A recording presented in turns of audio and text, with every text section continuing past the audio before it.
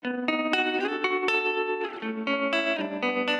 everybody, welcome back to the channel. Today's video is how to answer the tell me about yourself question. So I would say hands down the most commonly asked question at the beginning of an interview is tell me about yourself, right? And you're just, I think as the interviewer, you're just looking for a little bit of context, a little bit of information. You're kind of interested to see which way the candidate is gonna go with this question. So just wanted to give you guys a little bit of advice in terms of how to best answer this question. So you wanna be careful because you don't wanna do the one-word answer thing. I'm Lauren, I go to UCF, done. Right? That's not enough information for the tell me about yourself. But you also don't want to go on a huge tangent. I've done so many phone interviews where I'll say, tell me about yourself, and then the person is still talking, and I'm not sure how long it's been, but I know it's been long because I'm not listening to them anymore. I'm now looking at my phone just to gauge how long they've been telling me about themselves for, right? And we're getting into the 6-minute zone, and I'm getting nervous because it's not a great sign. I would say that to answer the tell me about yourself question, you want to keep your answer to about 1 to 2 minutes or less, and you want to try to bring the answer back to the company instead of going on this tangent about all of your accomplishments you've ever had and all the bad things that have ever happened to you. And you know, it's not your bachelor intro package.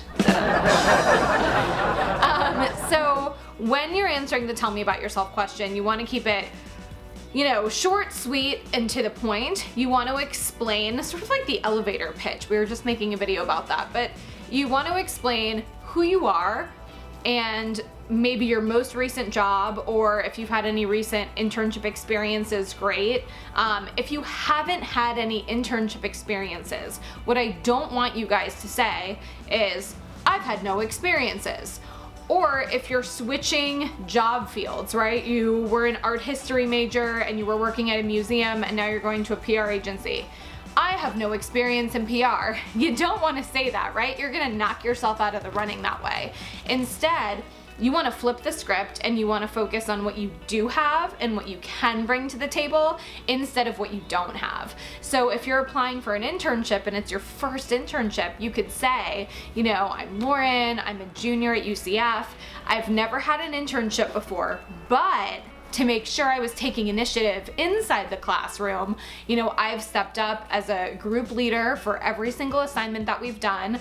I'm the co-chair of the PRSSA club, and I'm spending some time shadowing my PR professor because he's working on a really interesting research project. So I'm really excited to kind of take that next step and get an internship, you know, at your company and really learn what it's like to be smack dab in the middle of the PR world, right? So you're trying to flip the script and again, focus on the positives instead of the fact that you have no experience. So just make sure that whenever you're answering that tell me about yourself question, again, you're keeping it all really succinct so that you don't lose the interest of the employer. I think this is really important to do on the phone as well for phone interviews, because when you're doing a phone interview with someone, you don't really have any control over the room, right? You can't like overcompensate with body language or with great eye contact.